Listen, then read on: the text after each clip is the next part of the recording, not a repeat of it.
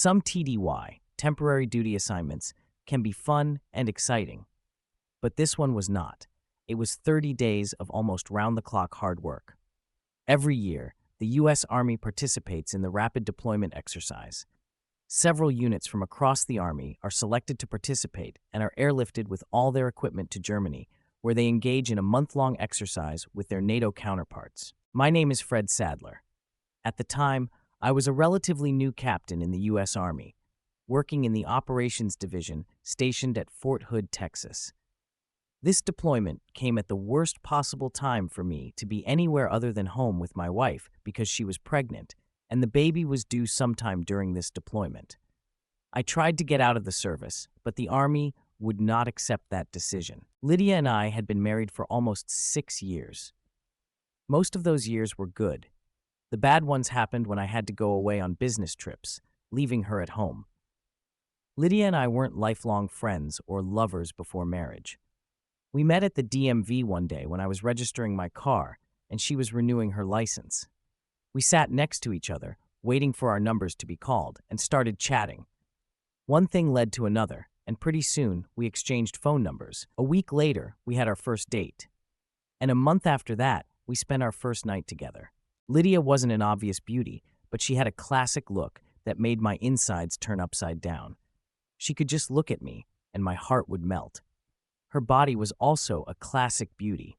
Most men look at any woman with a beautiful body, and I often watched as men and women stared at her as she walked by. At first, I felt proud watching them stare at her, but eventually it got tiresome. I began to think of them as leeches, thinking of her only as a sexual object. I realized that was something I had to accept. Lydia, on the other hand, took it all in stride. "Let them look, honey," she said. "It's no big deal. As they say, it's okay to look, but it's better not to touch." You bet they better not touch, I thought every time she said that. She worked very hard to make her body look the way it did. I was helping her. We spent 3 nights a week at the gym, running in the park, hiking. We even watched our diet. I'd forgotten the last time I'd eaten red meat. Watching her get dressed, or better yet undressed, was always fascinating to me. Every time she carelessly threw off her clothes, exposing some of her bare skin, it was like seeing her for the first time all over again. This deployment to Germany, however, meant missing out on those intimate moments and the impending birth of our child. It was a sacrifice I was reluctantly making for my country, but the thought of Lydia and our unborn child kept me going through the grueling days and nights of the exercise. My heart raced, and I never got tired of it. When the deployment began, I heard my commanding officer say, "I give you a personal guarantee that I will do everything in my power to get you home before the baby is born." And he did. He arranged for me to be on the first plane back to the States at the end of the exercise. I packed my things and was about to get on a plane. I called Lydia, who told me that she thought she was going to be hospitalized in the next couple of days. "Then the timing must be perfect because I'm on my way home," I told her. We ended the conversation with "I love you."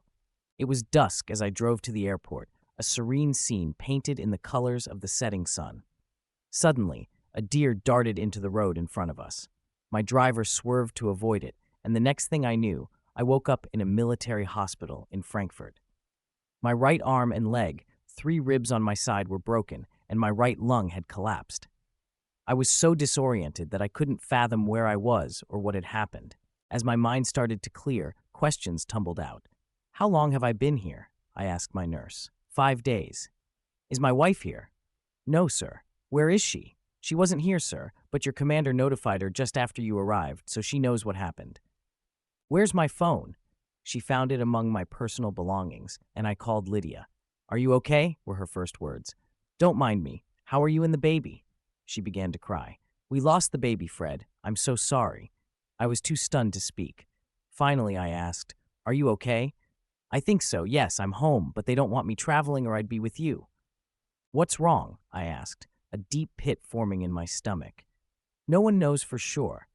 Everything seemed to be fine until I heard one of the nurses say, oh, and then everyone got excited. I still don't understand anything, but they tried to explain that it was something with the umbilical cord. My heart sank. The pain of my own injuries seemed insignificant compared to the grief that washed over me.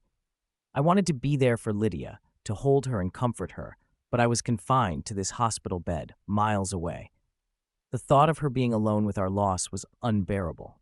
The days in the hospital dragged on, each one blending into the next. Nurses and doctors came and went, their faces blurring together as I struggled with my physical pain and the emotional anguish of our loss. I spent my time thinking about Lydia, imagining her at home, coping with her own grief. I felt helpless, wanting nothing more than to be by her side. Finally, after what seemed like an eternity, I was cleared to travel. My injuries were healing, but the real wound, the one in my heart, was far from mended. As I boarded the plane to return home, I thought about how I would face Lydia, how we would navigate this pain together. When I arrived, Lydia was waiting for me. Her eyes were red from crying, but she smiled when she saw me. We embraced, and for a moment, everything else faded away. We were together again, and despite the sorrow that hung over us, we knew we would find a way to move forward. "Are you sure you're okay?" I asked, my voice laced with concern.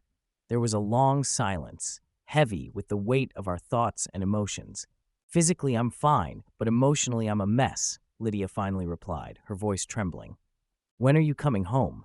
I pressed, desperately wanting to be by her side. "I don't know," she said, her voice barely above a whisper. "They didn't give me any ideas." "Do you want me to try to come over?" I offered, ready to drop everything to be with her. No, stay there and take care of yourself," she insisted. 2 agonizing weeks later, I was flown home on a medevac airplane. Lydia met me and traveled with me to Fort Hood Hospital.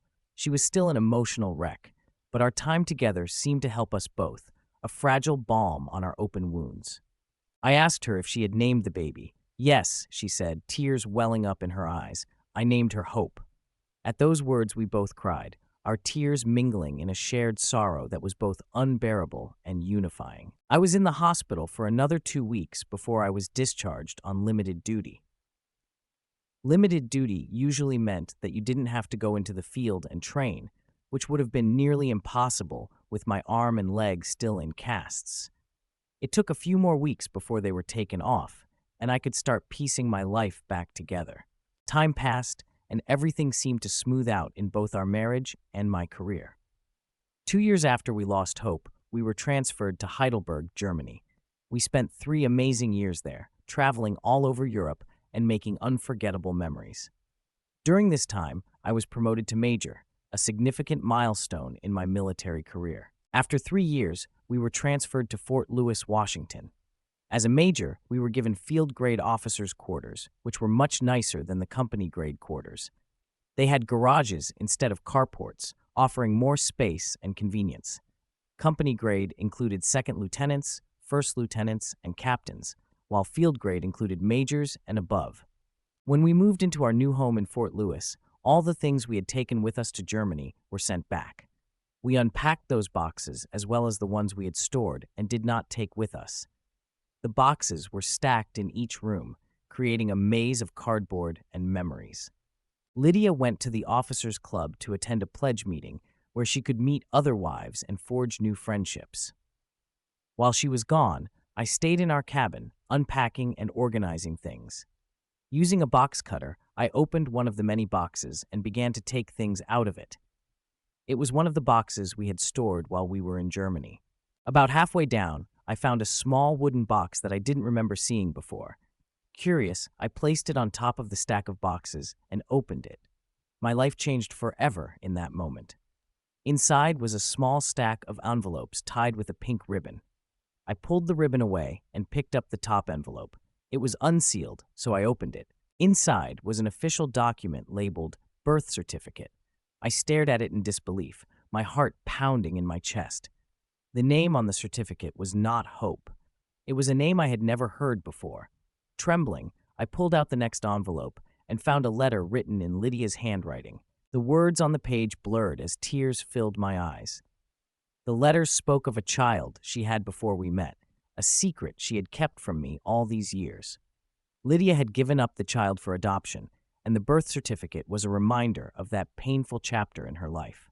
When Lydia returned home, I confronted her with the box. She broke down in tears, explaining that she had been too ashamed and afraid to tell me. She feared I would leave her if I knew. I held her as she cried, feeling a mix of betrayal and compassion.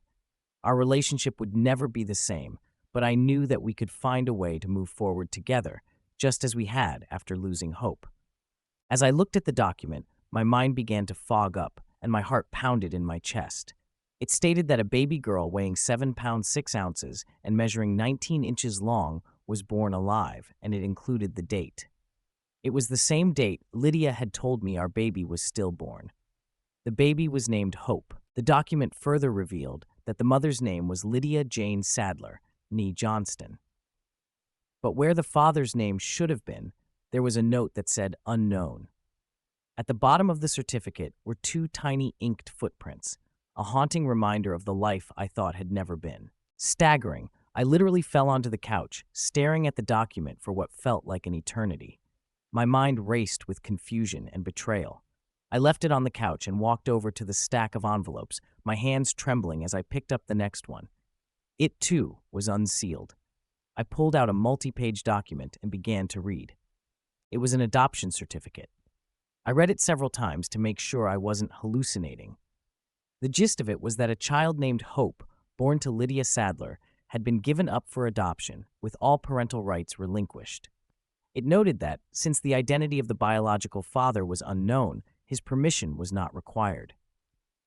The document also stated that the name and location of the adoptive family must remain confidential, and absolutely no contact between the adoptive family and Mrs. Sadler was allowed. I sifted through the rest of the packet, finding mostly letters from me, letters I had written during my deployments, filled with love and longing.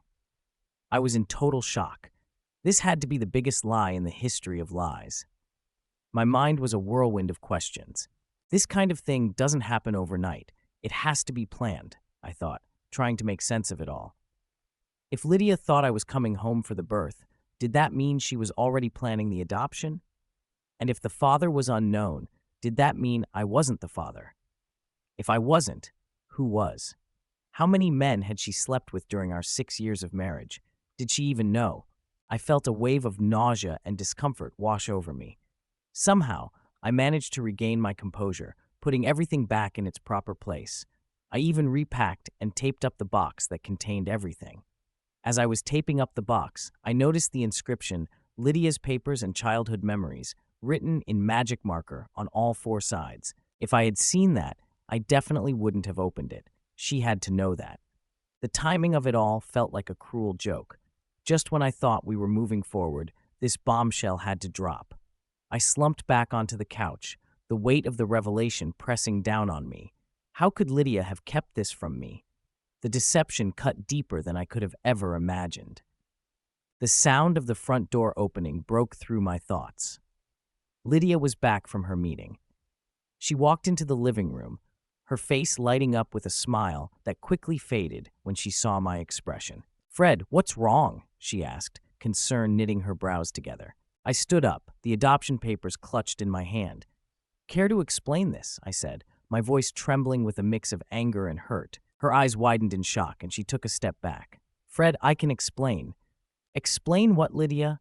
That you lied to me about our child being stillborn? That you gave her up for adoption without telling me? That you've kept this secret from me all these years?" My voice grew louder with each question, the betrayal seeping into every word. Tears welled up in her eyes, and she reached out a hand toward me. "Fred, please let me explain. I was scared. I didn't know what to do. I thought I was protecting you, protecting us." I shook my head, unable to comprehend her reasoning. Protecting me? By lying to me? By giving away our child and pretending she never existed? She broke down in tears, sinking to her knees. "I'm sorry, Fred. I'm so sorry. I thought it was the only way." The room felt like it was closing in on me. I had loved Lydia with all my heart, and now that heart was shattered. I didn't know how we could move past this, or if I even wanted to try. All I knew was that nothing would ever be the same again. Even in marriage, we need personal space and thoughts. I rearranged a few other boxes and put the box among them, trying to pretend I hadn't seen it. I went outside to sit on the back deck and get some fresh air because it felt stuffy inside. What am I supposed to do now? How do I even begin to talk about it? I was at a loss. There was no clear thought in my head about where to go or how to handle this. I needed advice, but from whom? If I went to my parents, they would explode and probably try to kill Lydia. I was their only child, and therefore their only hope for a grandchild. I realized the irony of that. Hope for a grandchild named Hope. I could have gone to her parents, but that prospect didn't inspire confidence. We had no close friends, as the constant military moves and meeting different people were hard on both family and friendship. I was still sitting there when Lydia got home. She found me on the deck. "Hi, sweetie," she greeted, leaning down to kiss my cheek. "How much have you gotten done?" "Enough," I replied rather abruptly. I was rarely brief or curt when talking to her, so I could feel her eyes on me, sensing something was off. She stayed there for a few more minutes, watching me, before heading inside. It must have been another hour before I gathered the strength to enter the house. When I did, I noticed the box labeled "Lydia's Papers and Childhood Memories" was gone. Lydia was sitting on the couch, a concerned look on her face. "We have been invited to meet at the welcome wagon on Saturday," she said, trying to sound cheerful.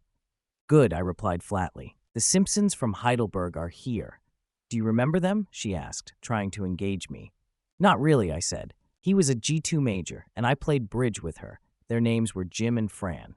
"Oh, yes, I remember now," I said, my tone still distant. She walked over to me, her concern deepening. "Are you okay? Did something happen? Is something wrong?" "You bet there's something wrong," I thought, "and I intend to find out what it is." But I couldn't bring myself to say that out loud. Instead, I said, "No, I'm just a little out of sorts today, I guess." "Okay," she said softly. "What would you like for dinner, or would you prefer to go to the officers' club?" "I'm not hungry," I said, turning away from her. Lydia stood there for a moment, then quietly left the room. I could feel the tension between us, thick and suffocating. I needed to confront her, to get the answers I desperately needed, but I couldn't find the right words. I couldn't find the courage. So I just sat there, staring out into the night, wondering how our lives had come to this point. "I think I'll lie down," I muttered, heading to our bedroom. I collapsed onto the bed, still fully clothed, and before I knew it, I drifted off. It must have been late when Lydia joined me because I woke up around 1 in the morning, staring at the ceiling. I rarely slept in, but this time I slept until 9. After a quick shower, I went downstairs, where Lydia had already made coffee. "Breakfast," she offered, her voice tentative. "No, thanks, just coffee," I replied, which was unusual for me. Normally I had a full breakfast. She sat down across from me, her eyes searching mine. "Okay, there's something wrong. Tell me, and maybe I can help." "I just have a lot to think about," I said, standing up and taking my coffee to the sink. I poured it down the drain and headed for the garage. "You know I'm here when you need me," she called after me as I left. I drove to the golf course and parked the car. At the 19th hole, where there was a bar, diner, and restaurant, I ordered 2 eggs over medium and corned beef hash. I even indulged in a rare cup of decaf coffee. This used to be my favorite breakfast until Lydia changed my eating habits. Beef in any form was a strict no-no for her, but today I didn't care. I managed to eat most of it and then sat on the deck, watching the golfers finish the 18th hole. When I got home, it was the middle of the day. Lydia had made significant progress unpacking and organizing the house. I looked around, imagining what it would be like to have a 5-year-old daughter running around. The thought made me nauseous, and I barely made it to the bathroom before I lost my scrambled eggs and hash browns. As I knelt over the toilet, I felt her hand on my back. Suddenly, an intense wave of anger surged through me. "Get off me!" I almost shouted, retching again. I hadn't thrown up in years, not since I got drunk at my high school prom. When I finally finished, I went upstairs to rinse my mouth and brush my teeth. Lydia was sitting in the living room with a napkin in her hand, tears streaming down her face. She looked up as I walked past her and headed back to the garage. I was backing out of the driveway when I saw her appear in the rearview mirror. Her eyes were red and swollen, her expression a mixture of hurt and confusion. I ignored the pang of guilt that tugged at my heart and kept driving, needing to clear my mind and figure out my next steps. "I can't help you if I don't know what's wrong," she said as I continued to back away. Seeing that I wasn't going to stop, she reluctantly moved out of the way. I drove to my unit and went into the office, finding it empty except for the officer on duty. I sat down at my desk and tried to focus on work, but my mind kept drifting back to Lydia and the secrets she had kept. Hours passed, and before I knew it, it was past midnight. When I got home, Lydia was lying in bed, reading. Without a word, I undressed and took a shower. After drying off, I walked out of the bathroom and said, "I'll sleep downstairs," then closed the bedroom door behind me. I had just turned on the TV and was settling on the couch when Lydia stormed in, grabbed the remote, and turned off the TV. She glared at me, her eyes blazing with frustration. "Cut the crap, Fred. Tell me what's wrong, and I'll either help you or leave. Which is it going to be? I haven't done anything wrong, so I won't tolerate you yelling at me when I'm trying to help or having to get out of your way when you try to run me down," she continued, her voice trembling with anger and hurt. I walked over, took the remote from her hands, and turned the TV back on. "Have a safe trip," I said coldly. Less than an hour later, she was gone. We'd never talked to each other like that before, and she had never threatened to leave, let alone actually do so. The house felt emptier without her, but I pushed those feelings aside and focused on my task. I went down to the basement, found the box under a pile of other boxes, and opened it. Inside, I located the small wooden box, pulled out the birth certificate and adoption papers, and made copies. Then I carefully put everything back in its place. With Lydia gone, I slept in our bed, though the sheets felt colder than usual. On Monday morning, I met with my commander and told him everything, showing him the documents. He looked as stunned as I had felt when I first discovered the truth. We had only worked together for a short time, and I could see the concern in his eyes, likely wondering if he had a loose cannon under his command. "What do you plan to do?" he asked. "I'm not sure." She didn't say where she was going when she left, but she didn't take all her things, especially the box. There was a heavy pause before I spoke again. "I was thinking of trying to find my daughter, if she is my daughter, and proceed from there." "That would be virtually impossible," he said. "In adoption cases, confidentiality is very important to both parties." "I understand, but I have to do something. I have to start somewhere, and I don't trust Lydia to tell me the truth anymore." Suddenly, an idea struck me like a bolt of lightning. "Oh my God, I have an idea," I exclaimed, practically leaping out of my seat. "Can I have the day off?" I asked, barely able to contain my excitement. "Sure," my commander replied with a puzzled look. I saluted, then bolted out of his office and building, sprinting to my car in the parking lot. I sped home, my mind racing as fast as the engine. Once inside, I tore open the box and pulled out the small wooden box, dumping its contents onto the floor. Among the papers and mementos was a pacifier. "A pacifier?" I said aloud, feeling a mix of hope and heartbreak. This must have been Hope's before she was taken away. Carefully, I placed the pacifier in a clear plastic bag and sealed it. I got on the internet and searched for a DNA lab in the area. To my relief, there was one in downtown Seattle. I dashed into the bathroom, only to find all of Lydia's things were gone. Frantically, I rummaged through the cabinet under the sink until I found her old hairbrush. I put it in another plastic bag, then grabbed the bag with the pacifier and headed to Seattle, my heart pounding with each mile. At the lab, a technician named Margie greeted me. I handed her the pacifier, and she examined it. "It's been a long time, so there may not be any DNA left on it, but we can try," she said. She then looked at the hairbrush, pulled a few hairs from it, and assured me there would be no problem with that. Finally, she handed me a small bottle and asked me to spit in it. "We'll call you in about 3 weeks," she said with a reassuring smile. I returned to Fort Lewis and home, feeling a strange mix of anxiety and anticipation. For a whole day, I didn't hear from Lydia. When she finally called, I answered with a terse, "Hi." "Are you feeling better?" she asked, her voice dripping with sarcasm. "Better than what?" I retorted. "Better than the asshole you were a couple days ago." "No, same old asshole. So it's still not safe for me to go home." "No, it isn't. Try again in 3 weeks." "Why 3 weeks exactly?" she pressed.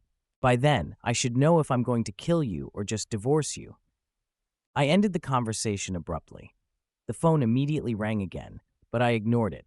The next day when I got home, Lydia was already there, waiting for me in the driveway. She stormed up to my car as I pulled in, her face flushed with fury. "What do you mean you're going to either kill me or divorce me?" she demanded. "Exactly what I said," I replied calmly. "I think I deserve an explanation," she insisted. "Me too," I shot back. "About what?" she asked, exasperated. We stood there, our anger simmering just beneath the surface. We weren't yelling, but the tension was palpable. It was clear we were far from the ideal image of an army officer and his wife. "Lydia," I began, my voice steady but cold, "I found Hope's birth certificate and adoption papers. You lied to me about everything. Who's her father? Why didn't you tell me? Why did you give her up for adoption without my knowledge?" Her eyes widened, and she took a step back, the color draining from her face. For a moment, she was silent. Then she whispered, "Fred, I don't know what to say." "Start with the truth," I said, my voice rising. "I've got 3 weeks to figure out if I'm going to kill you or just divorce you. Make it easier for both of us, and start talking." She looked down, her shoulders shaking as she began to cry. The truth was finally going to come out, but at what cost to our already shattered lives? "You mean you don't need to explain anything?" I asked, my voice heavy with sarcasm and disbelief. "That's exactly what I'm talking about," Lydia replied, her tone unwavering. "So there's no hope for us," I said, emphasizing the word hope with bitter irony. "What do you mean there's no hope for us? What have I done?" she asked, her voice starting to crack. Then realization dawned on her. "Oh my God, no, please, no. I'll be back in an hour, and you'd better not be here. I'll leave for work in the morning at 6:30. I'll be back at 5. By then, all your stuff should be out of this house," I said, my voice cold and final. I left, the tension in the air so thick it was almost suffocating. When I came back exactly an hour later, she was gone. So was the box and some of her things. I called her that night, but after the first call, I blocked her number. The rest of the night passed quietly, the silence almost deafening. At exactly 6:30 a.m., I was in my car, opening the garage door. As I looked in the rearview mirror, there was Lydia standing behind the car again. I slowly backed up, the temptation to hit her rising, but I resisted. "Can we at least talk?" she pleaded, her hands resting on the trunk lid as she moved backward with the car. I said nothing, continuing in reverse. A van was parked outside with 3 men sitting in the cab. As I got halfway there, the car still moving, I saw the men get out of the truck, run up to her, and pull her out from behind my car. I didn't know whether to feel happy or sad that they had done that. When I got home that evening, the house was almost empty. She had taken almost all the furniture, leaving only my favorite chair and a guest bedroom set. She also left the everyday dishes, a few pots and pans, but took the good silver and china and other things I didn't care about. The next morning, I called my office to let them know I would be late. I then called post housing and arranged for government furniture to be temporarily brought to my apartment. I also called the credit union, our stockbroker, the insurance company, and anyone else I could think of, handling all the mundane housekeeping tasks associated with divorce. Finally, I made an appointment with a JAG officer. I knew they weren't authorized to represent me in civilian court, but they could advise me. They confirmed what I suspected. I sat there, absorbing the reality of my situation. "You'll need to get a civilian lawyer for the divorce proceedings," the JAG officer said. "We can help you understand your rights and responsibilities, but beyond that, you'll need outside counsel." "Understood," I replied, feeling a mixture of anger and resignation. I spent the next few weeks navigating through the legal and emotional maze that was now my life. Each day felt like a struggle to maintain my composure, to keep moving forward. The house, now sparsely furnished, felt empty and cold, a stark reminder of the life I once had and the betrayal that shattered it. As the days turned into weeks, I found a strange sense of peace in the routine. The pain of betrayal was still there, but it began to dull, replaced by a resolve to rebuild my life. I knew it wouldn't be easy, but I also knew I had no other choice. The call from the DNA lab finally came. I went in, heart pounding with anticipation and fear. The results were handed to me in an envelope, and I tore it open with trembling hands. The words on the paper blurred as tears filled my eyes. Hope was my daughter. The confirmation hit me like a tidal wave, bringing with it a fresh surge of emotions. I sat in my car for a long time, staring at the results. This was the beginning of a new chapter, one that I was determined to navigate with integrity and strength. Lydia's betrayal had taken so much from me, but it wouldn't take my future. With a deep breath, I started the car and drove home, ready to face whatever came next. She would get half. We lived in public housing, so we didn't own a house, but we had enough equity to buy one if we wanted to. Both our cars were paid off. We bought them in Germany for much cheaper than we would have paid in the States for the same cars. I went to my office. My commanding officer talked to me for a while and told me to take whatever reasonable time I needed to get myself in shape and keep him informed of my progress or lack thereof. My life continued for a couple more weeks. I went to work, did my chores, mowed the lawn, washed, and cleaned my car. One morning, the phone rang. "Hello," I answered. "Is this Major Fred Sadler?" "It is. Major Sadler, this is Margie from the DNA Analysis Center. A few weeks ago, you gave us some samples to test." "Yes, I did. Well, the results are in, and you can come in and look at them." "Can't you just tell me now?" "No, sir, I can't. We can either mail them to the address you provided or show them to you in person. We have no way to verify over the phone that you are who you say you are. We need to see identification." "We can mail the results because, as you may recall, we asked you for ID when you were here, and you were able to verify your address." "I'll be there as soon as I can." I walked through their door, introduced myself, and asked for Margie. She came out, and we shook hands. She asked to see my identification. "Come with me, please," she said. I followed her into a small room. She asked me to wait. She left and came back a couple of minutes later. She handed me a folder and then spoke. "Sample A is yours, Sample B is from the hair you gave us, and Sample C is from the pacifier. We were able to determine that samples B and C are positively related. Sample A is not related to either B or C." "Thanks," I said. I took the pacifier, put it in my pocket, took the papers, and left. I got into my car. At least I didn't have a daughter calling some other man daddy, but someone else did. The relief was mixed with an ache I couldn't quite describe. I stared at the papers, thinking about the implications. Lydia had lied to me about the baby, about everything. I started the engine, the hum of the car a background noise to my swirling thoughts.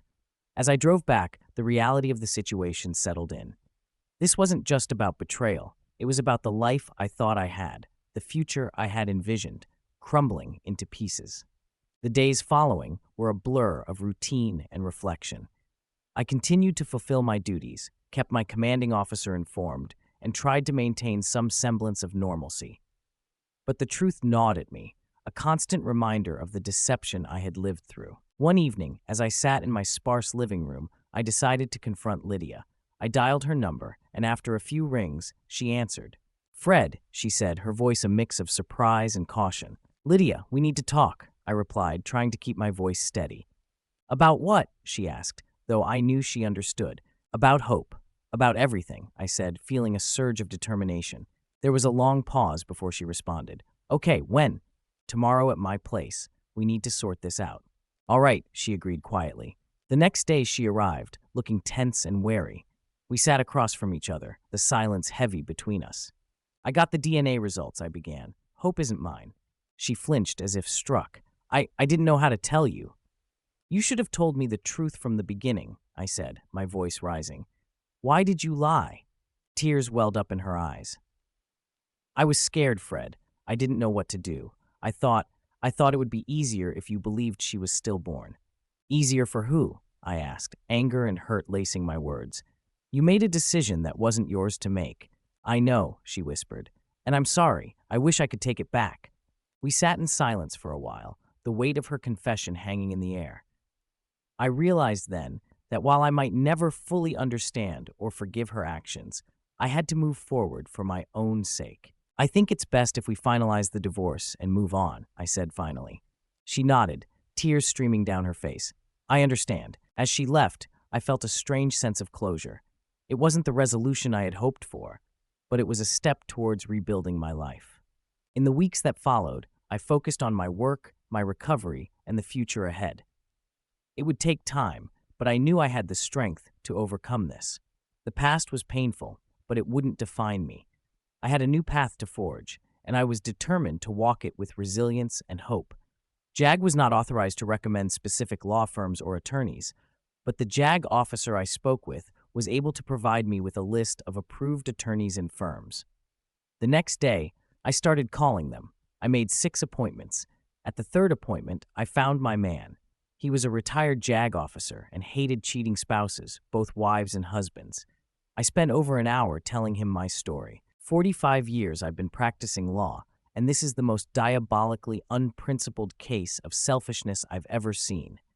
She must have ice water in her veins where there should be blood. Too bad the courts here almost always side with the wife, regardless of the circumstances of the divorce. I can almost guarantee that they will side with your wife in this case as well. It's almost as if they feel they have to take the husband down, no matter how innocent he is. When I got home, it was late. There was a letter in the mailbox. It was from Lydia. Fred, 3 weeks are up, Lydia. Short and to the point. The return address was her parents' address in Mechanicsburg, Pennsylvania. I called her. "Hi, Fred," she said. "I won't talk about it over the phone, and I'm certainly not flying to Pennsylvania, so I guess you'll have to come here." "If you mean Seattle, I'm already here. I sent the letter last week when I was there.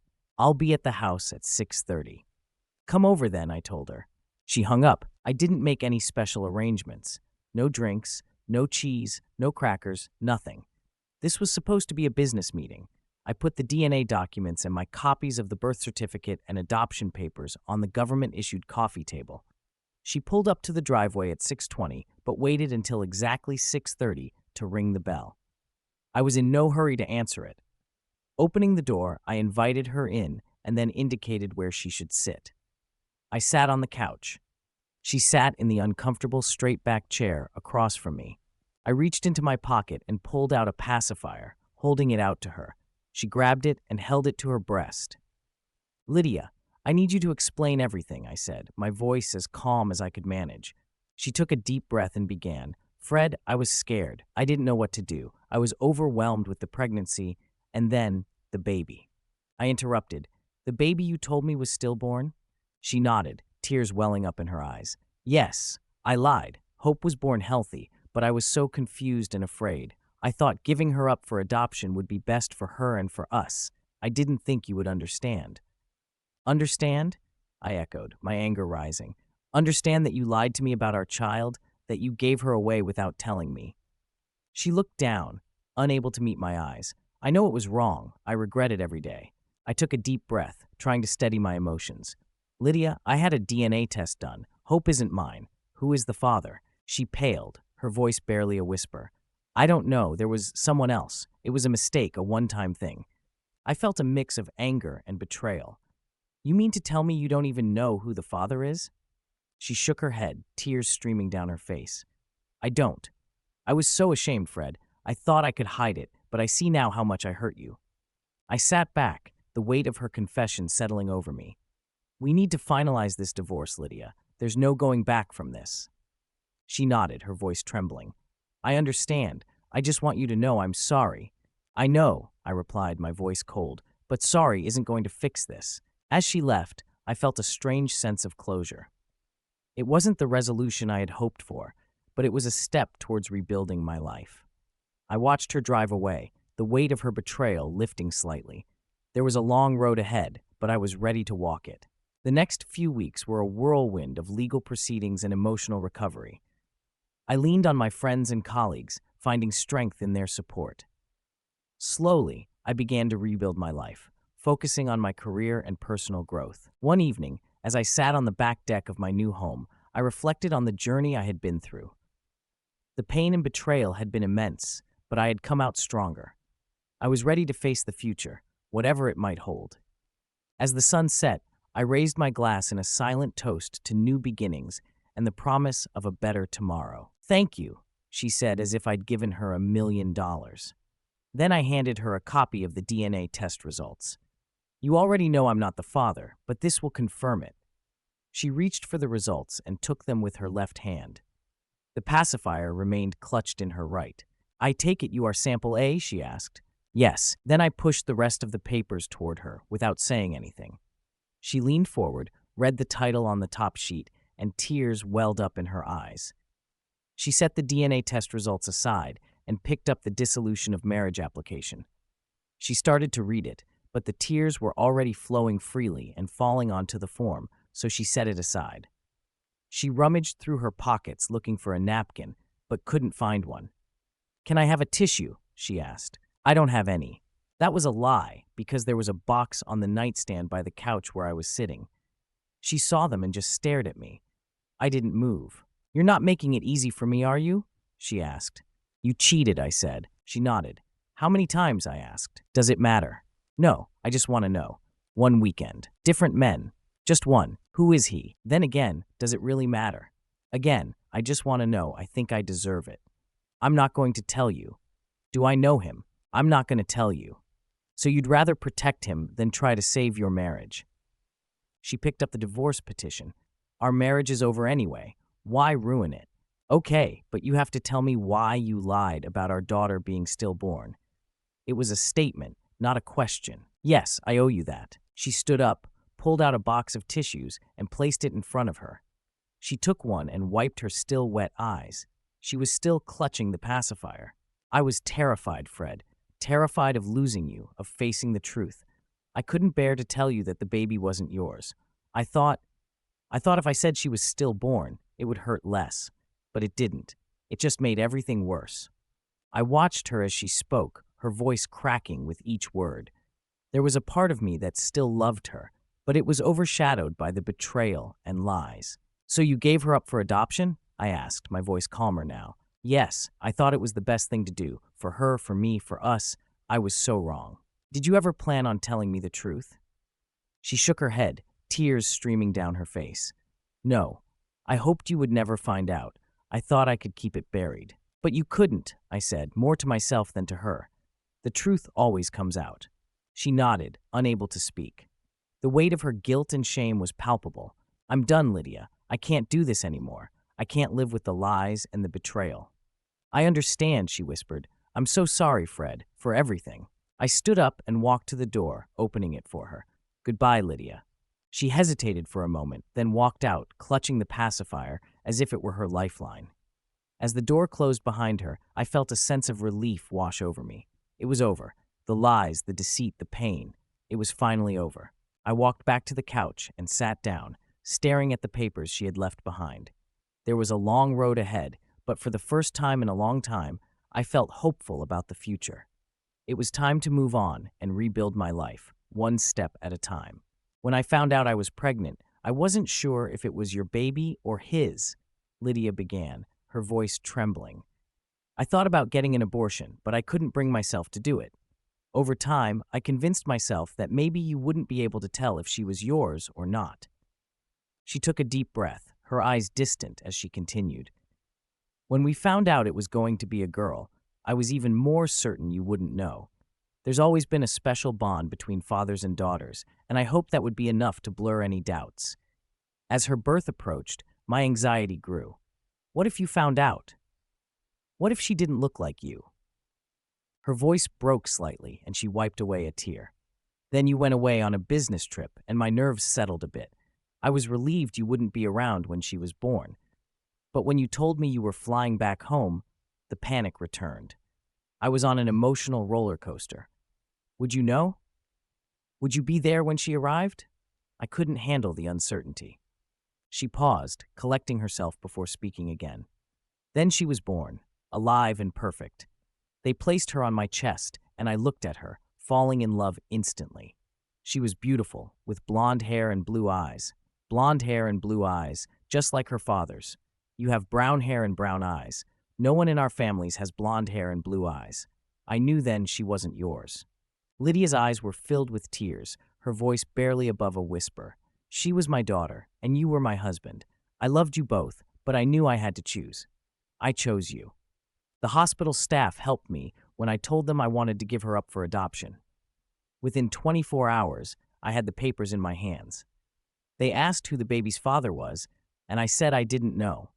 They said it would be easier that way, because if I knew, they'd need his permission. I just breastfed her and held her in my arms, feeling her warmth for the last time. She was sucking on a pacifier when they brought me the papers to sign. I signed them, and when they took her away, I reached out to grab her one last time, but all I managed to take was the pacifier. Lydia's sobs grew louder, her shoulders shaking. I never saw her again. The 2 pictures I managed to take with my phone, that pacifier and her birth certificate, are all I have of her. She buried her face in her hands, her body racked with sobs. I sat there, absorbing her words, feeling the weight of her confession and the pain that came with it. The room was silent except for her cries, and I knew our lives had been irreversibly changed. Lord, forgive me. I want my daughter back, Lydia sobbed, her voice filled with raw anguish. I watched her cry for what felt like an eternity before I quietly fetched her a glass of water. Thank you, she whispered, her voice hoarse. She took a long drink, trying to steady herself. I sat back down, waiting patiently as she slowly composed herself. It took a considerable amount of time for her tears to subside. She drew a deep breath, preparing to speak again. I knew I had to tell you something, so I made up the lie that she was stillborn and her remains were cremated, she confessed, her eyes downcast. When you came home, I couldn't believe you didn't ask to see the birth certificate, death certificate, or anything else. I still can't believe it. I trusted you, I said softly. I had no reason not to trust you. Besides, it was such a traumatic event that I saw no reason to add to our suffering by looking at those pieces of paper. Lydia nodded, a sorrowful smile tugging at her lips. Eventually, you and I got our lives back to normal, and I was almost happy, but a part of me was missing. It still is, and it gets worse every year on her birthday. I always took the time to pull out her birth certificate, touch her little footprints, and hold her pacifier. There were moments when I wanted to put it in my mouth to feel closer to her, but it had some of my dried breast milk on it, and I wanted to preserve it, so I didn't. Her eyes widened suddenly, filled with a new kind of panic. Oh my God, it's gone. Her milk is gone. You bastard, you took her milk. She collapsed to her knees, curling up into a ball on the floor, her howls echoing through the room. The sheer intensity of her grief was overwhelming. I couldn't leave her like this. Gently, I lifted her and placed her on the couch, covering her with a blanket. She stayed there, weeping softly for several hours. At midnight, I heard the toilet flush. I went downstairs to check on her. Would you like some coffee? I asked. Yes, please, she replied, her voice barely above a whisper. She sat down at the counter as I brewed a pot of coffee. When it was ready, I poured her a cup, and she took a sip, the warmth bringing a slight color back to her cheeks. I guess I got a little cold feet, huh? She said with a weak, rueful smile. Maybe, I replied gently, but we need to figure this out, together. She looked at me, her eyes filled with a mix of gratitude and regret. I never meant for any of this to happen.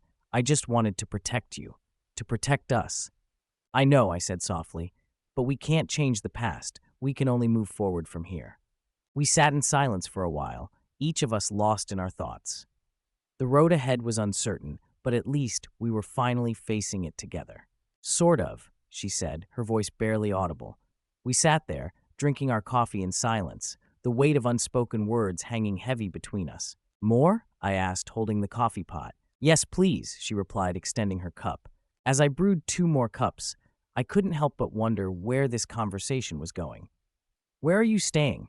I asked, trying to fill the void. At a motel, she answered, her eyes avoiding mine. You've been there for more than 3 weeks? I pressed. No, she admitted, shaking her head. I was with my parents most of the time. Do they know the truth? I inquired, curiosity piqued. No, she said, sighing deeply. I lied to them too. I told them that you and I were going through a difficult time and that I needed to get away from you for a while. They paid for me to visit them. They think I came back to help sort out our difficulties. Where is your motel located? I asked, trying to keep the conversation going. Just off post, she replied, her voice trailing off. In fact, I should be there by now. She looked around, seemingly lost in thought, then walked over to the coffee table, pulled a pen out of her purse, and sat down. Without hesitation, she signed the divorce papers without even reading them. With a resigned expression, she stood up, gave me one last look, and left. I put the coffee cups away, feeling a mix of relief and sadness. I went upstairs to bed, the house eerily quiet without her presence. When I woke up, it was already late Sunday morning. I spent the rest of the day reflecting on everything that had happened. On Monday, I took the signed divorce papers to my attorney, who promptly filed them. I also visited the housing authority and informed them of my decision to move out of the neighborhood and find an apartment out of town. 6 months later, the divorce was finalized. Lydia never showed up in court or made any attempt to contest it. As a result, she got nothing but her car and whatever she had taken with her. A copy of the final judgment was mailed to her parents' address in Pennsylvania. Even after all this time, I couldn't stop thinking about who Lydia had cheated with. She never revealed his identity or how the affair began. It wasn't just the infidelity and the pregnancy that angered me. It was her unwavering defense of him and her refusal to tell me who he was. All she ever said was that it had only lasted one weekend. Thankfully, my workload kept me occupied, leaving little time for anything else. I didn't have much of a social life, but there was one officer I became friends with. I spent at least one night a week having dinner with him and his family.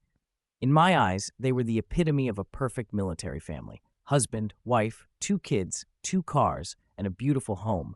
They had everything I had lost. The nights I spent with them were a bittersweet reminder of what could have been.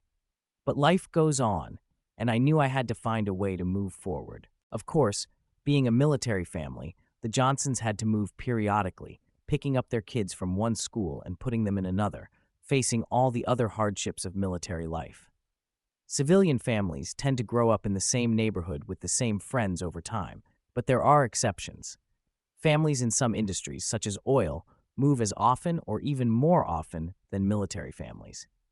Anyway, Major George and Marion Johnson seemed perfect, and I loved spending time with them and playing with their children. Their son was 10 years old, and their daughter was 8.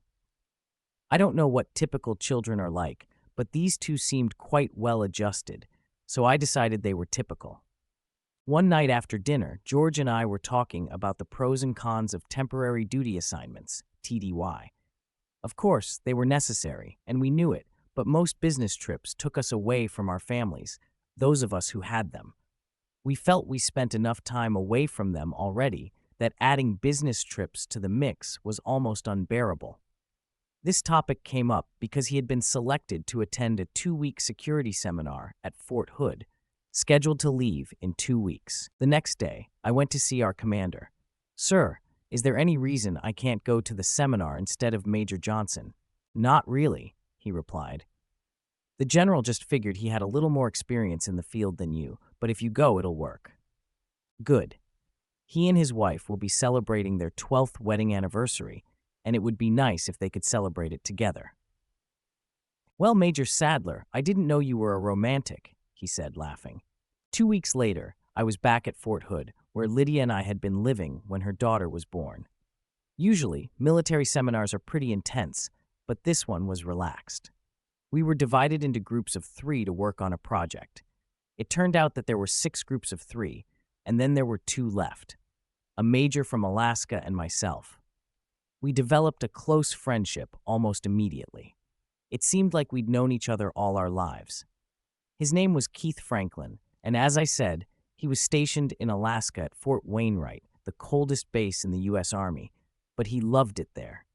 He was a computer genius, and we were so far ahead of everyone else that we had to slow down and wait for them to catch up. On Friday of the first week, we had lunch at the O Club. The atmosphere was lively, with the hum of conversations and clinking of glasses filling the air. Keith and I found a quiet corner to discuss our progress and share a few laughs. "You know, Fred," Keith said between bites of his sandwich, "I've always admired guys who can balance family life with this crazy military schedule." "It's not easy," I admitted, taking a sip of my coffee. "But having a supportive spouse helps a lot. How about you, married?" "Yeah, 5 years now. My wife, Amy, is back in Alaska. She's a trooper, dealing with the cold and the constant moving." "Sounds like a strong woman," I said, genuinely impressed. "She is, and she's good with technology too, which makes my life a lot easier." We spent the rest of the lunch hour exchanging stories about our families and the challenges of military life. By the time we left the O Club, I felt a renewed sense of camaraderie. As the seminar continued, Keith and I worked seamlessly together, finishing our project well ahead of schedule. Our teamwork didn't go unnoticed, and we received commendations for our efforts. By the end of the 2 weeks, I had not only gained valuable knowledge, but also a new friend in Keith Franklin. Returning to Fort Hood, I couldn't help but reflect on the twists and turns life had taken. Despite the challenges and heartaches, there were moments of connection and understanding that made it all worthwhile. I knew I had to cherish those moments and keep moving forward, one step at a time. He told me about his personal life, revealing a painful truth. He had cheated on his wife, and she divorced him. Now, she was living with a civilian, and his 2 children called the other man Daddy. Of all the bad things divorce brings, I always thought it was the hardest to take when your kids call another man Daddy. Toward the end of lunch, I laid out my story too. When I finished, he had a strange look in his eyes.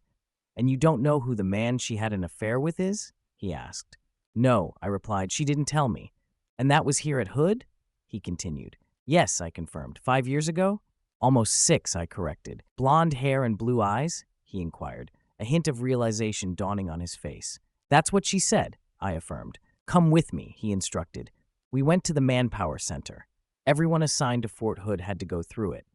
We walked straight into the HR director's office. She saw us, stood up, and went around her desk to give Keith a hug. She looked to be about 60 years old and had a sparkle in her eyes. I liked her instantly, even before we had spoken. "Aunt Lucy," Keith greeted warmly. "This is Fred Sadler." "Hi, Fred," she said, shaking my hand with a firm grip. "Hello, Mrs. Healy," I read from the nameplate on her desk. "Call me Aunt Lucy," she insisted with a kind smile. "Everyone does." "Aunt Lucy," Keith began. "Do you remember a fair-haired, blue-eyed officer who might have been here about 6 years ago?" She thought for a few seconds. "No, but I don't always see everyone who passes through here. They all have to, but that doesn't mean I see them," she mused. She thought some more, and then her eyes brightened with recognition. "Fred Sadler? You were here around that time, weren't you? I remember that name."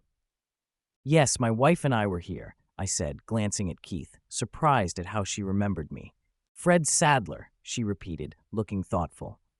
"Now that you mention it, there was an officer with blonde hair and blue eyes who caused quite a stir back then. Let me check the records," she said, turning to her computer. Keith and I waited in anticipation.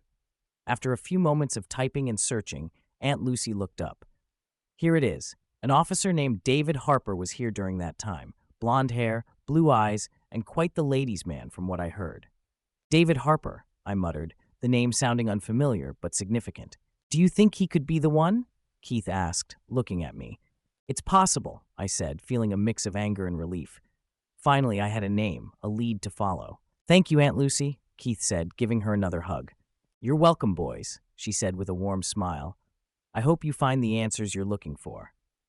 As we left the office, I felt a strange sense of closure beginning to form. I didn't know what I would do with this new information, but it was a step towards understanding what had happened all those years ago. And maybe, just maybe, it would help me move forward. Keith looked at me with a knowing smile. "Aunt Lucy has Sam, and she can remember just about anything she's read, seen, or been involved with. That includes people. She can remember everyone she's ever met." "Sam?" I asked, intrigued. "Yes, supreme autobiographical memory. It's a state of being," Keith explained. "Or a curse," Aunt Lucy interrupted with a wry smile. "Or a curse," Keith continued. "Very few people have it. Aunt Lucy is Fort Hood's institutional memory, especially when it comes to personnel matters. Isn't that right, Aunt Lucy?" "Unfortunately," she sighed, her eyes twinkling with a mix of pride and weariness. I looked at her, then at Keith, then back at her, astonished. "You remember everything?" "Everything that happens to me personally," she confirmed, her expression softening. "Jesus," I exclaimed, "how do you have room for all this?" "We don't know. It's just always there," she said, shrugging slightly. "Does it have any downsides?" I asked, genuinely curious. "Oh God, yes," she replied. "I remember the good as well as the bad. It can cause depression if you allow yourself to dwell on the negative."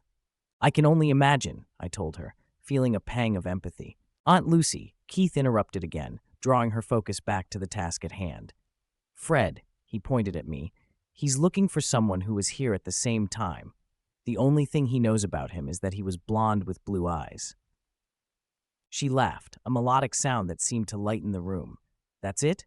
No height, no weight, no rank, no assignment, not even his initials. No, ma'am, I said, feeling a bit embarrassed by the scanned information. Calling me ma'am is a waste of good oxygen, Fred. I'm Aunt Lucy, she chided gently. Give me time to think and maybe ask around. Does it matter? Keith looked at me, and I nodded. Yes, Aunt Lucy. It's important. Oh, he was about the same age as me when I was here, if that helps, and he was in the Army. Officer or private, she inquired. I suppose he was an officer if he was in the Army, I said, uncertainty creeping into my voice. So you don't even know if he was in the service? She asked, raising an eyebrow. No, I don't, I admitted. Or a civil servant, she pressed. No, I'm sorry. I know it's not much to go on, I said, feeling a bit defeated. She laughed again, this time more gently. Yeah, there's just nothing to target, but I'll see what I can do. Give me some time. Thank you, Aunt Lucy, I said, grateful for any help she could offer. As Keith and I left the office, I felt a strange mixture of hope and anxiety. Aunt Lucy's remarkable memory might just be the key to unlocking the mystery of who the man was that Lydia had an affair with. And maybe, just maybe, it would bring me one step closer to finding closure. There can't be more than 2,000 blonde-haired, blue-eyed men I've encountered in the last few years, but I'll see if I can narrow down the time frame, she said, her eyes thoughtful as she took both of our phone numbers. 2 days later, she called Keith. I've been thinking about the man you asked about. I don't remember any blonde-haired and blue-eyed soldiers, either officers or privates, who were about the right age, but I know 2 civilians who work for the Office of Postal Engineers. One has worked there for about 30 years, so he's probably too old. The other has been working there for about 10 years. He's in charge of new construction now, but he used to be the head of the plumbing department. His name is Kurt Weber. There are about 15 other blue-eyed blondes on post, but the ages don't fit, and I didn't bother trying to remember civilians living off base because I assumed that when Major Sadler was here, he didn't have time to make many civilian friends. Keith relayed the information to me, and I immediately began plotting how to meet Weber, determine if he was the right man, and maybe get a little revenge. Men who prey on the wives of our military personnel are the second lowest form of life on the planet. The lowest, of course, are those who prey on wives when the servicemen are overseas. These bastards deserve the worst fate imaginable. Keith, as if reading my mind, said, "Let's take a look at this guy." The first thing he did was call Aunt Lucy. "Is there any legal way to get Weber's address and phone number?" "Of course," she replied without hesitation. "I have a civilian directory in my desk." 30 seconds later, we had both pieces of information. "I love you, Aunt Lucy," Keith told her, gratitude evident in his voice. We got into his rental car, and at 3:45 p.m., we waited outside the main office of the engineer's post office. As soon as he emerged from the building, we recognized him. He was a good-looking guy, and I hated him at first sight. He headed to his car, and we followed him to make sure he was on his way home. He did indeed go home. We sat within sight of his house for a couple of hours. He never came out, but a woman we assumed was his wife was working in the flower bed in the yard, and 3 kids, all with blonde hair, were playing around it. "You don't have to stay here and do this," I told Keith, feeling a mix of guilt and determination. "Damn, this is fun," he replied, eyes glinting with a mix of mischief and anger. "I'm sitting here wondering what we can do with this bastard." "I have some ideas," I said, a plan already forming in my mind. We compared notes, our resolve solidifying with every word. The next morning, I found myself parked on the next street over from Weber's house in my rental car, feeling the anticipation mix with my morning coffee. I hoped he might be heading out for some golfing, or maybe indulging in a bit of DIY, which meant a trip to the local hardware or lumber store. Nearly 2 hours had crawled by when I finally saw his car back out of the garage and speed down the street. "Thank God," I muttered to myself. The idea of sitting here all day to catch a glimpse of his plans was less than appealing, but I was prepared to do it if necessary. I tailed him to the Home Depot, maintaining a safe distance. Once there, we both parked, and I followed him into the store, blending in with the early morning crowd. It was clear Weber was a regular. He greeted several employees by name and exchanged pleasantries. Near the entrance, there was a coffee urn set up, a perk for the store's regular contractor customers. Weber helped himself to a cup and stood sipping his drink while chatting with a salesman behind the counter. As I watched Weber, a wave of anger surged through me. Not only had this man seduced my wife and gotten her pregnant, but he also had the audacity to chew gum with his mouth open. To me, it was almost as repulsive as his other transgressions. The clerk Weber was talking to had to assist another customer, so Weber took a final sip of his coffee, spat his gum into a paper cup, and walked away, unwrapping a fresh piece of gum as he went. Seizing the moment, I walked over to the trash can where he'd discarded his cup. There, right on top, was the paper coffee cup with a piece of chewed gum inside. Glancing around to ensure no one was watching, I grabbed the cup and hurried back to my car. I called Keith immediately. "I've got something," I told him, trying to keep my voice steady. He laughed, sounding almost giddy. "Get back here quick. I might have something bigger by the time you arrive." When I returned, Keith was practically bouncing with excitement, waving some papers in the air. "You're not going to believe this," he said, grabbing my arm and pulling me inside. "No, seriously, you won't believe it." He guided me to a chair, insisting I sit down before he handed me the papers. "Look at this," he said, his eyes wide with disbelief. I glanced at the papers, seeing a few names and an address. "So?" I asked, not quite following. Keith pointed to the names. "That's Hope's name, address, and her family's name." The implications hit me like a ton of bricks, and I stared at Keith, feeling a mix of shock and a strange sense of validation. "Her name is Sarah now," Keith said, eyes gleaming with the thrill of the discovery. "Sarah Randolph." "I hacked into the files of an adoption agency," he continued, his excitement palpable. "Those files are encrypted better than the nuclear missile launch codes carried by the President of the United States." Then he paused, taking a deep breath to calm down. "Well, I didn't personally hack their files. My brother did, but it's the same thing." I started to laugh at the absurdity of it all. "That's great, Keith, but what exactly am I going to do with it?" "I have no idea, but you have them," he replied, leaning back in his chair. "Maybe we can blackmail someone," I suggested half-jokingly. "Oh, that's great," Keith said with a smirk. "I can already see the headlines. 2 Army officers try to blackmail 6-year-old foster child. That's a great one." He tossed the papers on the coffee table and sighed. "Yes, I see where you're going with this," he said, getting a little flustered again. "But we cracked their defenses. That's something." "Yeah, that's something," I said, laughing. I gathered the papers in the coffee cup and carried them back to my bachelor officer's quarters, placing them on the desk. For reasons I couldn't quite explain, I looked up the address where Hope lived and decided to drive there early Sunday morning. It was almost a 200-mile journey to Corsicana. When I arrived, I parked outside a typical suburban house and observed the quiet neighborhood. The noise of a few lawnmowers, the laughter of children, and the chatter of neighbors filled the air. I waited for almost an hour with no activity from Hope's house. Then, just before noon, a car pulled into the driveway. There were 3 people inside: a man driving, a woman in the front passenger seat, and a child in the back. The woman got out, closed her door, and reached for the rear door. Ready with my cell phone, I watched as she removed the child from the car seat and placed her on the ground, kneeling to straighten the baby's dress. I had just enough time to snap a few pictures. Suddenly, I heard a noise next to my car. A woman and a child were walking by. "Sarah!" the child squeaked, running toward another child who was playing nearby. I realized with a start that the other child was Hope, and she ran toward her friend with a delighted smile.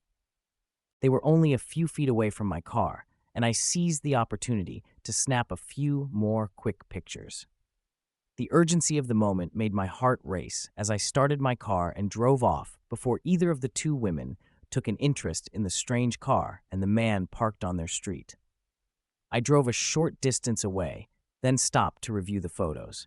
4 of them were absolutely perfect. I could even make out her striking blue eyes. Returning to Fort Hood, the following week passed swiftly. Keith and I breezed through the course, culminating in our graduation on Friday. We celebrated with a dinner and a few drinks, savoring the camaraderie of shared success. By Saturday morning, we were at the airport, parting ways as Keith headed to Alaska and I flew back to Seattle. Monday was a school day, so I had the day off. Taking advantage of the free time, I brought Lydia and Hope's DNA reports to the testing center. The technician didn't recognize me at first until I jogged her memory about the pacifier. Handing over Lydia and Hope's DNA results, I also presented her with the coffee cup containing Weber's gum. "See you in 3 weeks," I said as I left, but it only took 2. This time, she called me with the results. "It's a married couple, no doubt," she said. "Mother, father, and child." She promised to send the official results by mail. With all the information at hand, I pondered my next move. What was I going to do with this confirmation that Weber was indeed the man Lydia had cheated with? It took me a week to take the first step. Smooth. I went to Walmart and bought paper and envelopes, then made copies of 2 photographs of Hope and the DNA reports for Weber, Lydia, and Hope. I meticulously cut off any identifying information from the DNA reports. Wearing gloves from the moment I opened the paper and envelopes, I prepared the package. Using self-adhesive stamps and water instead of saliva to seal the envelope, I ensured it was untraceable. I addressed it to Mrs. Kurt Weber at their home address, also including Lydia's name and her parents' address, since I had no idea where she was. Then I drove to Seattle's main post office and dropped the letter in the mailbox. I had no idea what would happen in Killeen, Texas, home of Fort Hood and the Weber family, when the package arrived. My hope was that Mrs. Weber, not Mr. Weber, would receive it.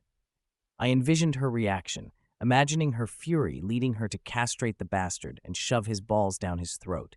A pang of guilt hit me as I thought of the 3 children I had seen, assuming they were his, and of course, Mrs. Weber. Yet the desire for retribution overshadowed my pity, fueling my resolve. Nothing was too bad for Weber himself. He must rot in hell. The news from Killeen was a little over a month old when I got a call from Aunt Lucy. "I'm going to ask you a question, and I want an honest answer," she said, her voice firm. "I'll do my best," I replied, sensing the seriousness of her tone. "Whatever you're doing isn't good enough. I need complete honesty. Is that what you and Keith did to Weber?" "Aunt Lucy, I don't mean to sound smart, but what did we do to him?" "Set him up so his wife would file for divorce." "Okay, here's what I did. Keith had nothing to do with it." I told her the truth, most of it anyway. I omitted Keith's part, figuring if anyone was going to get in trouble, it would be me. "You certainly stirred up a hornet's nest," she said, her voice heavy with concern. "Apparently, when his wife received your package, she didn't know if the DNA was his or someone else's, so she did it herself. She took some of his DNA and sent it off for processing. She also sent the profiles of that woman and the baby. They matched, and that's where it all went downhill. Who was the woman he was flirting with?" "She was my wife, Aunt Lucy." "Oh, Jesus. I thought it might be something like that. Well, he was brought into the office yesterday, and he's not thrilled. He was ranting and raving all over the base." "Good. Hearing from you that his marriage is over is the best news I've heard in a while. I just feel sorry for his family. It was over for me. Lydia and I were divorced, and Weber was on the road to divorce." I folded all the papers Keith had given me into a folder and put it in a box with other things I no longer needed, but kept anyway. My life was moving on. Over the next few months, I went on a couple of dates, but nothing much happened. I still spent a lot of time with George and Marion Johnson. I lived in an apartment and occasionally took them out to dinner, but often had dinner at their house and spent more than one night on their couch. I had 1 more year of service left at Fort Lewis and was considering buying a house, but the Army had other ideas. They sent me to the Command and General Staff College, CGSC, at Fort Leavenworth, Kansas. I was there for almost a year, immersing myself in the intense coursework and new responsibilities. There were a lot of socializing opportunities there if you were married or had a significant other. Otherwise, the choices were pretty sparse. It was a long but interesting year, filled with rigorous coursework and new connections. After graduation, I returned to Fort Hood, much to my surprise, as I had expected to be sent overseas like 90% of my classmates. Once back at Fort Hood, I found myself in Aunt Lucy's office. "How did you get back here?" she asked, raising an eyebrow. "I have no idea," I replied, shrugging. "Yes," came a familiar voice from the past. It was newly promoted Lieutenant Colonel Keith Franklin. He walked into the office, closed the door, and we shook hands warmly. It turned out that Keith needed an assistant, and a major who had just graduated from CGSC was just what he needed. So, he had requested me. Keith and I had talked a few times since we arrived at the seminar, but hadn't seen each other much. I was glad to see my friend again.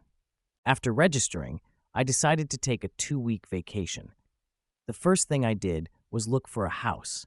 Lydia and I had been saving up to buy one, and I assumed she would get half of it in the divorce.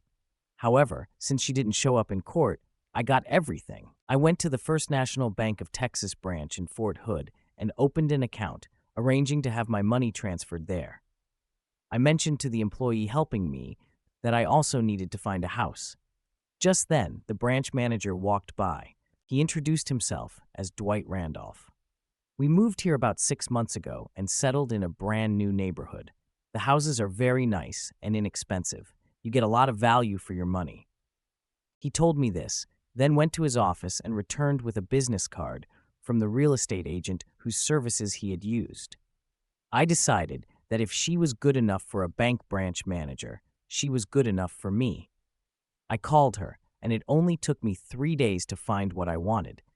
I paid more than half of the down payment, and the bank was happy to finance the rest. I started working with Keith and moved into my new house. The first things I bought were a bed, a chair, a big TV, and a lawnmower.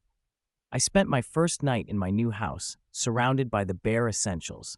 It was already dark outside, and I had no curtains or drapes. There weren't even enough sheets to cover the big front window. I had just opened a beer and was holding a slice of pepperoni pizza in my hand when the doorbell rang. I had long since gotten off the no red meat diet Lydia had kept me on. Curious and slightly annoyed, I set down my pizza and went to answer the door. I opened the door, and there stood a woman with a warm smile. "Hi, neighbor," she said brightly. "My name is Samantha Randolph, but everyone calls me Sammy. We live just down the street." She extended her hand, and I shook it. "We haven't lived here long ourselves, and I just wanted to say hello, introduce myself, and let you know that if you need anything, just ask." "Is your wife here?" she asked, glancing behind me. I smiled and introduced myself. "Fred Sadler, no wife, divorced." I saw her frown, just a hint of sympathy creasing her face. "But don't worry," I added with a grin. "I don't throw loud, wild parties, or even soft, wild parties." She laughed, and we chatted for a few more minutes before she left with a friendly wave. The first week in my new home flew by. On Saturday morning, the doorbell rang, and I was greeted by 3 women holding food and brimming with decorating ideas. They had seen my empty house lit up at night, me sitting inside with nothing but a chair, a TV, a beer, and a slice of pizza. They decided it was time to intervene. Leading the charge was Sammy Randolph. Over the next couple of hours, they brought in a slightly worn but comfortable leather couch, a dining table with chairs, and a small coffee table to keep the pizza off the floor. Just as they were about to leave, 3 small children burst through the door, giggling and chasing each other. Ruth, one of the women, grabbed 2 of them, while Sammy caught the third. "Calm down, Sarah," Sammy said gently, kneeling beside the child and brushing her blonde hair away from her blue eyes. "This is our new neighbor, Major Sadler." The little girl looked up at me with strikingly familiar eyes. "Hello," she said confidently. "My name is Sarah." I leaned over to her level. "Hi, Sarah," I said, unable to take my eyes off her. "Blonde hair and blue eyes," I mused. "How old are you, Sarah?" "I'll be 7 soon," she replied proudly. I stood up, my mind racing. We all said our goodbyes, and as soon as they left, I headed straight to the room that was to be my den. I found the right box, opened it, and pulled out a folder. Inside were the pictures I had taken months ago. It was the same child. I hadn't paid attention to the names of the foster parents before, but now I did. The adoption papers named Dwight and Samantha Randolph as Hope's adoptive parents. I literally fell on my butt, overwhelmed by the realization, and just sat there, staring at the photos. What were the odds? Dwight was assistant manager of another bank branch in Corsicana, Texas, and then he was promoted and transferred to Killeen in Fort Hood. It was freaking weird. No computer could calculate the probability of this happening. Sammy and her friend took charge of decorating my house, transforming it over the course of a few weeks. When it was finally done, we hosted a neighborhood open house. Sammy invited her sister-in-law, Joni Payne, who happened to be divorced. I hadn't enjoyed female companionship in a long time, and Joni and I hit it off right away. She was the last to leave the party, and I couldn't wait to call her the next day. We met for lunch and later had dinner with Dwight, Sammy, and Sarah. Sarah was brief in her presence because she wanted to go play with her friends. Over the next few months, Joni and I spent as much time together as possible. The first night we spent together was very good. We were sitting at the kitchen island when the doorbell rang. I threw on my robe and went to answer it. It was Sammy. "Good afternoon, Fred," she said as she walked inside. "We were wondering." She paused as she saw Joni. "Well, what do we have here?" she asked, heading toward her sister-in-law. Joni was sitting on a stool, eating a ham and cheese sandwich. As Sammy approached, Joni set the sandwich aside and turned to face her. Her robe was open, and Sammy reached up to close it. Joni laughed. "Too late for modesty, sis. He's already seen everything. In fact, he's—" "Never mind," Sammy interrupted. "Spare me the details. Anyway, we were wondering if you, Fred, and since you're here, you, Joni, wanted to go to the mall. Fred, I know you still need a few things for the house." "Yeah, like that awful bedspread," Joni added. "What's wrong with the bedspread?" I asked defensively. "I picked it out myself." "That's what's bad," Joni said, getting up and kissing Sammy on the cheek. I left the room and went upstairs to get dressed. When I came back down, they were still discussing my bedspread. When they saw I was ready, they fell silent. "We'd love to go to the mall," I said. "If we can get Joni to get dressed." A few minutes later, she came downstairs in the clothes she had worn to dinner last night. "If this keeps up, I'll have to leave my clothes here. I can't go shopping in clothes like this." We all laughed and headed out. The dynamic of our little group was refreshing. As we walked through the mall, I couldn't help but think about how quickly my life had changed. From the chaos of uncovering secrets to the simplicity of finding new connections, it was a whirlwind. "You can today," I said, nudging her out of the house with a playful grin. Dwight was just as surprised as Sammy to see his sister walking out of my place. "Don't ask," Sammy said with a smirk, cutting off any questions he might have had. Dwight and I sat in the front, while the two women and Sarah settled in the back. Joni was reading a book to Sarah, who had already drifted off to sleep by the time we arrived at the mall. The day flew by in a blur of shopping and laughter, and when we finally returned in the evening, I drove Joni home. She invited me in for a nightcap and a piece of ass, an offer I readily accepted with a chuckle. The following weekend, Dwight and Sammy asked Joni to watch Sarah while they went out for dinner. We were in the backyard, watching Sarah play in her sandbox. Without looking at Joni, I commented, "She's a beautiful child, isn't she?" "Yes, she is," Joni replied, her eyes softening as she watched Sarah. "Did you know she was adopted?" I asked. "Really?" Joni sounded surprised. "Yes. They've had her since she was born," I explained. "According to the adoption agency, the birth mother was married, had an affair with a man she doesn't even remember, and got pregnant. Her husband was in the military. She didn't want him to find out about her affair, so she gave Sarah up for adoption. Dwight and Sammy were there to take her home." "Sarah is the name her birth mother gave her?" Joni asked, curiosity piqued. "No, her birth name was Hope. It's on the birth certificate, but Sammy and Dwight changed it. Sarah suits her better," I said, watching the little girl play. "What happened to the birth mother and her husband?" Joni inquired. "I have no idea," I admitted. "The adoption agency keeps their files tightly closed. They don't give the birth mother access to information about the adoptive family, and vice versa." Sarah wandered over and wanted to sit on Joni's lap. She leaned her head against Joni's shoulder and fell asleep almost immediately. A few minutes later, Joni asked me to carry Sarah to bed. It was my first time touching her, and I felt a bit uncomfortable, but I gladly laid her down gently. 7 months later, Joni moved in with me. A year after that, we were married. We enjoyed a very happy year together until the army intervened. We were told we were being sent to Germany for 3 years of service and had 60 days to get there. One thing the government does well is move people, and we were in Germany with all of our possessions, including my car, within the allotted time.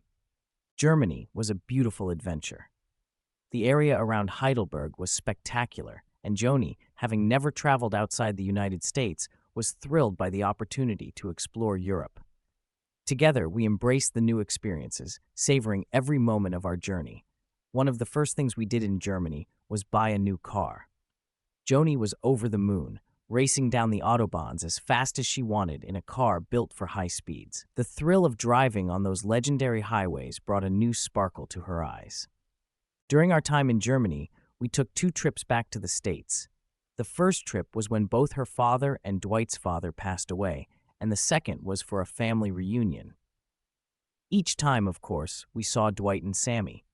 At the funeral, we saw Sarah, but she was away at camp during the reunion. I breathed a sigh of relief at that. Sarah and I had never gotten along.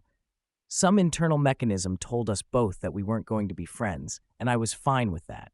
I understood she had no say in her birth and didn't know who her real parents were, but in my mind, she was still the child of my ex-wife and her lover.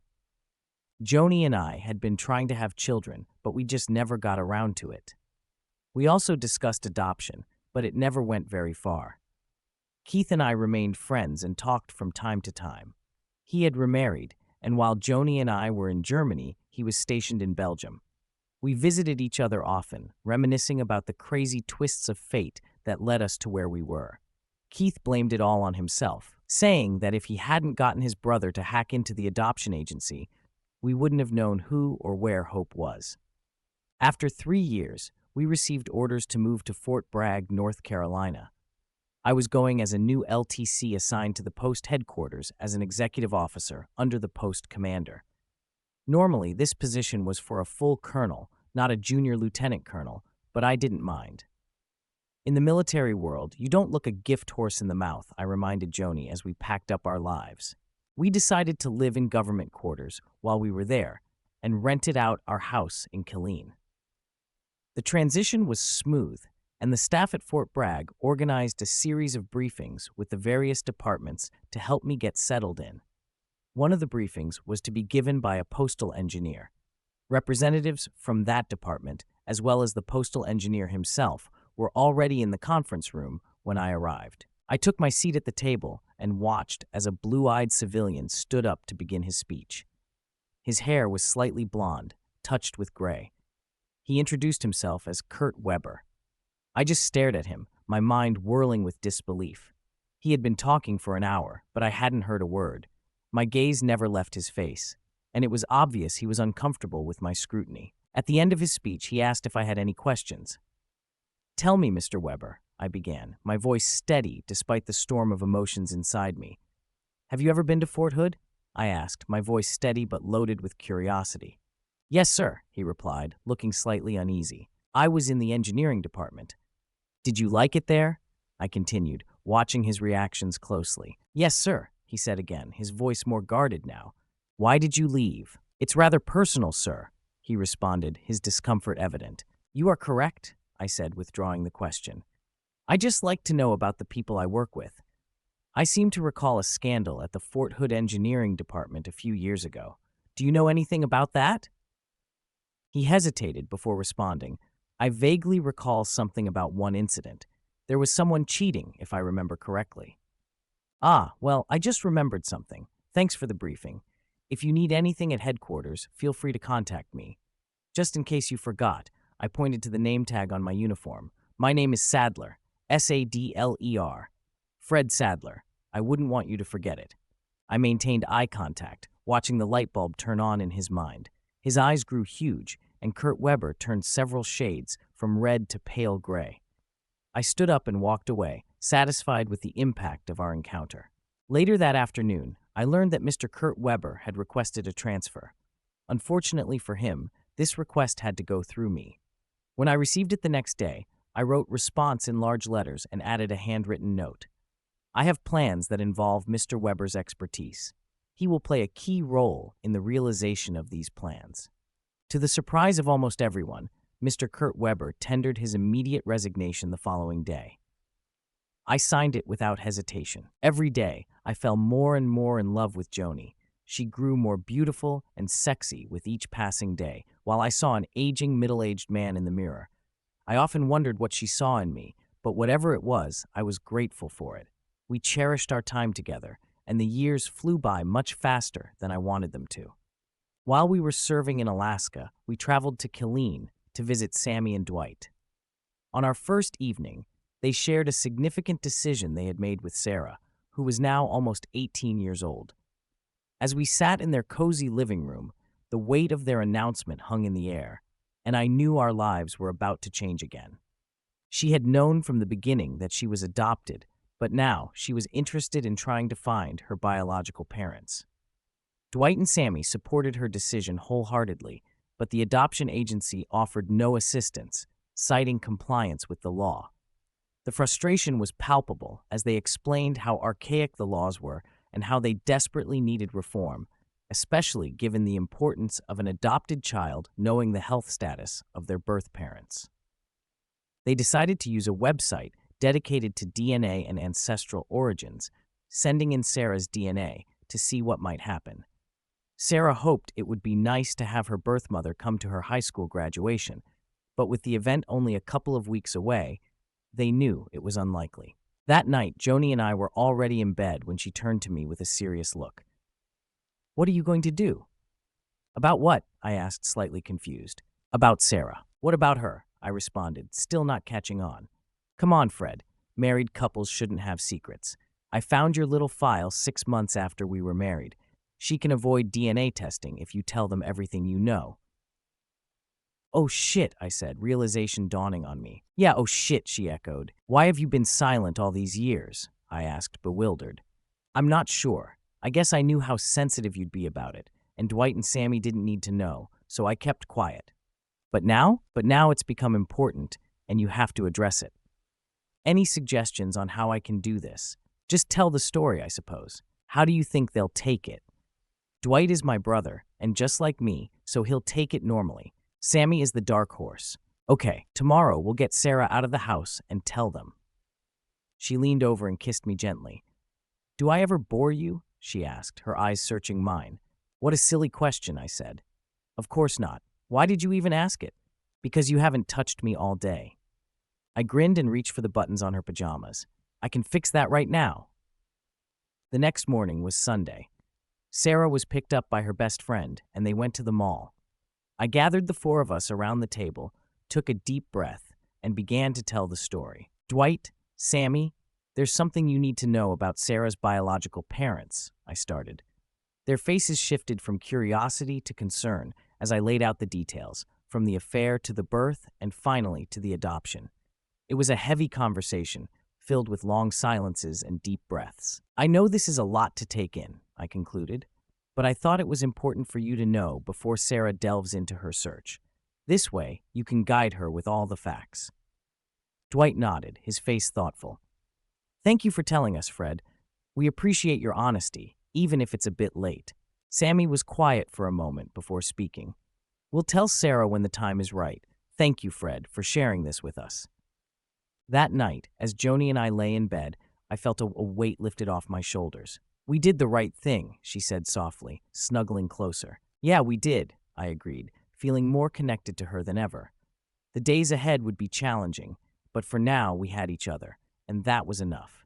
I started by telling them that Joni and I had packed our things before we came downstairs, ready to leave if they wanted to kick us out. They exchanged glances, and Joni shrugged. "Sarah doesn't need to give DNA to find her biological parents," I began. "I know who they are." The looks I got from both of them told me I needed to explain myself, so I recounted the entire story.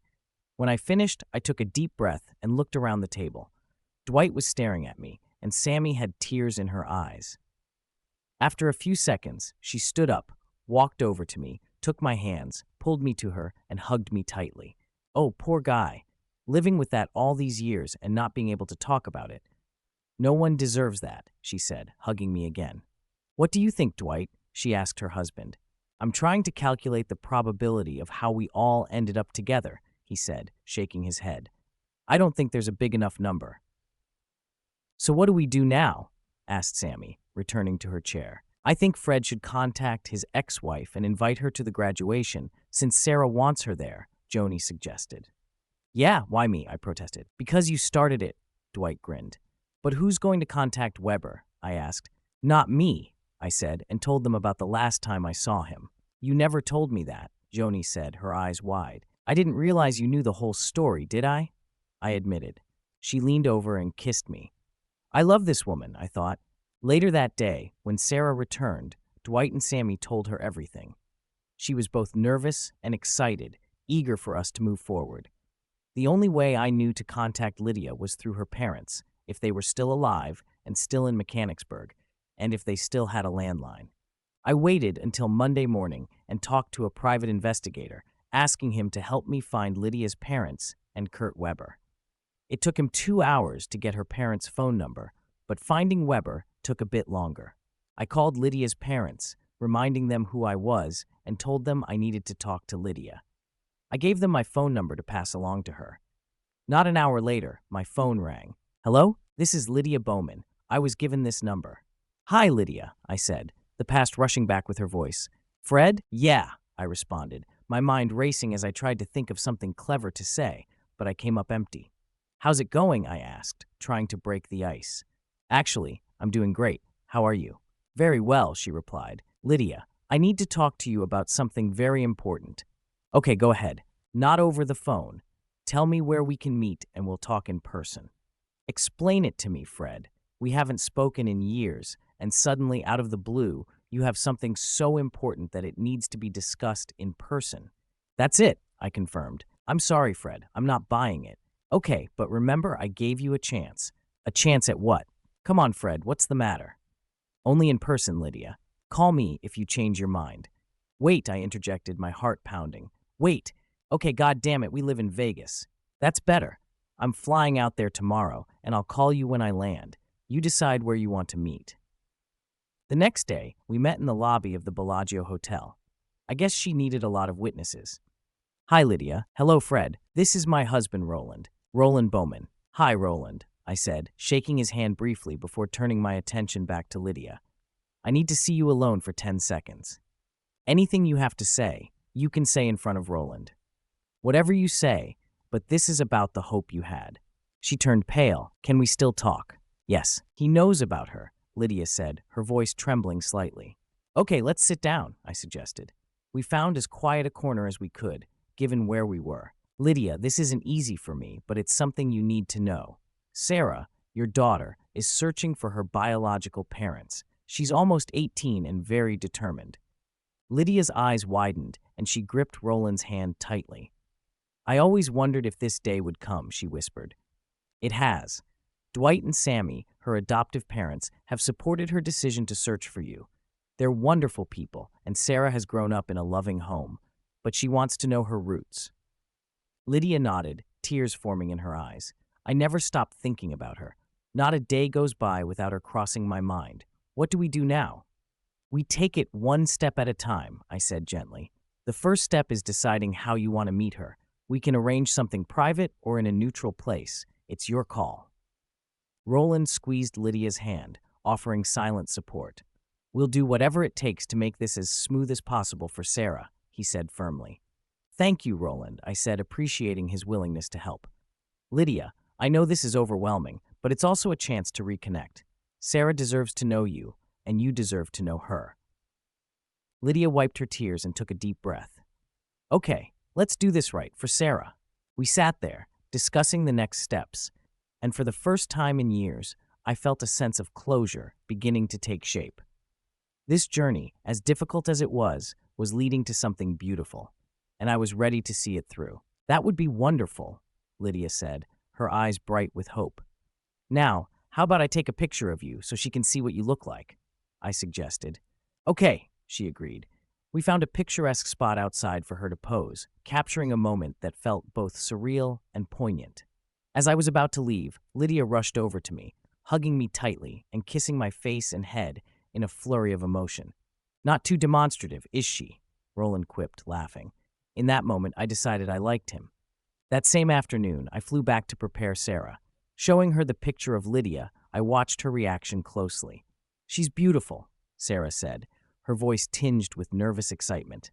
For the first time since I'd known her, she hugged me. Thank you, Uncle Fred.